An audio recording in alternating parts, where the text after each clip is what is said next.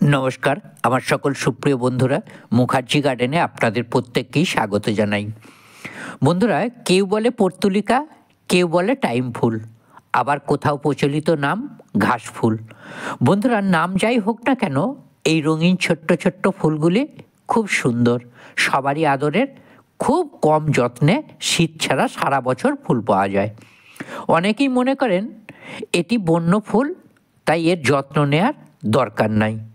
এটা একেবারেই ভুল কথা বন্ধুরা। সঠিক যত্ন না নিলে ফুল আশানুরূপ ফুটবে না। মাটি ঠিক না হলে, খাদ্য না দিলে, এমনকি পোকামাকড়ের আক্রমণে গাছ মারাও যেতে পারে। তাই যত্ন নিন এইভাবে। পর্তুলিকা ফুল দেয় কখন? মার্চ মাস হতে শুরু করে অক্টোবর নভেম্বর পর্যন্ত সঠিক যত্নের ফলে। কিন্তু ঠান্ডার গতি প্রকৃতির উপরে কিছুটা নির্ভর করে। শীতের শেষ প্রান্তে এরা ডরমেন্সিতে চলে যায়, গাছগুলি শুকিয়ে যায়। আবার শীত ঘুম কাটিয়ে উঠে বসন্তের সময় থেকে গাছের বৃদ্ধি ও ফুল শুরু হয়।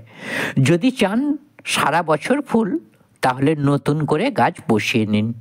পরিশ্রম কমে, খরচ কমে, যত্ন কমে, সারা বছর সেরা ফুল পাবেন আপনি। বন্ধুরা, নতুনভাবে মাটি করুন। যেহেতু এটি সারা বছর লিকুইড খাদ্য দিতে হবে গাছগুলিকে,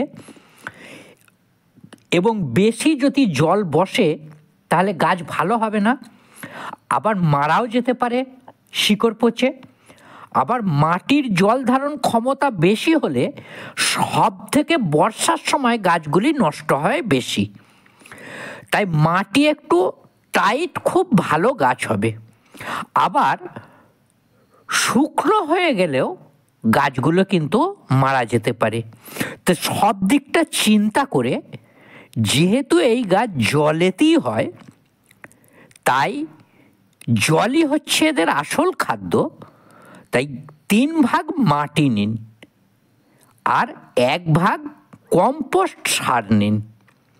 এর মধ্যে কিচেন কম্পোস্ট নিলে ভালো হয়, এবং কিচেন কম্পোস্টের মধ্যে কলার খোসা এবং আলুর খোসা যেন বেশি থাকে, তাহলে কিন্তু খুব ভালো হবে।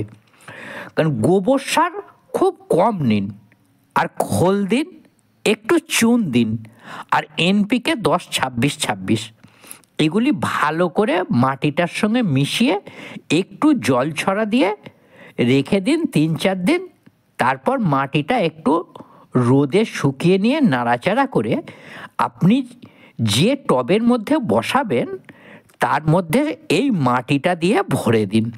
তবে বেশি হাইট মাটি দরকার নেই, 4 থেকে 6 ইঞ্চি মাটিতেই গাছ কিন্তু খুব ভালো হবে। খুব গভীর মাটির দরকার হয় না।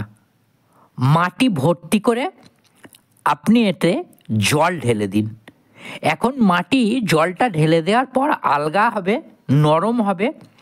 আর এই মাটিতে ছোট্ট ছোট্ট করে ডালগুলি কেটে নিন। তারপর আস্তে আস্তে সোজা করে পুঁতে দিন।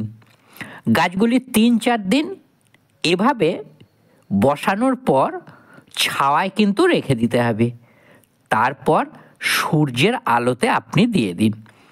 গাছগুলি দেখবেন 15 থেকে 20 দিনের মধ্যে শাখা ছাড়বে, বড় হতে কিন্তু শুরু করবে। মাটি যখন তৈরি করবেন এবং পরবর্তী ক্ষেত্রে খাদ্য যখন দেবেন, নাইট্রোজেনের মাত্রা যেন কম থাকে। কারণ যত বেশি নাইট্রোজেন পাবে তত বেশি গাছটি লম্বা হবে। আর এটি শাক জাতীয় লতানো গাছ।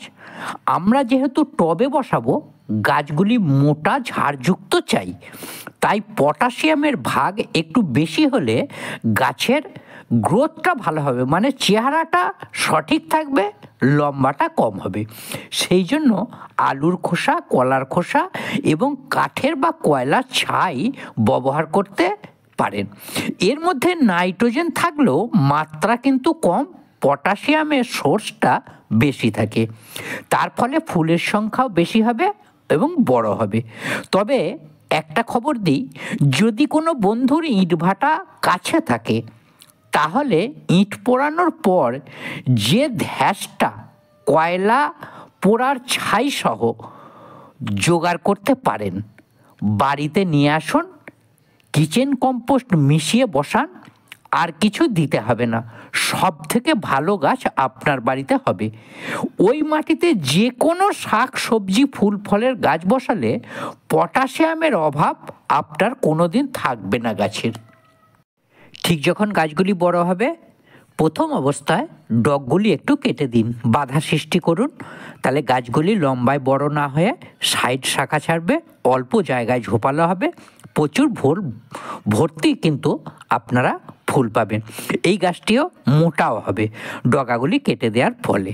একটু তরল সার দিন ঠিক ফুল আসার সময় থেকে। কলার খোসা, আলুর খোসা, ভেজানো জল, এই সময় পটাশিয়ামের একটু বেশি দরকার। এমওপি বা এসওপিও গাছে দিতে পারেন।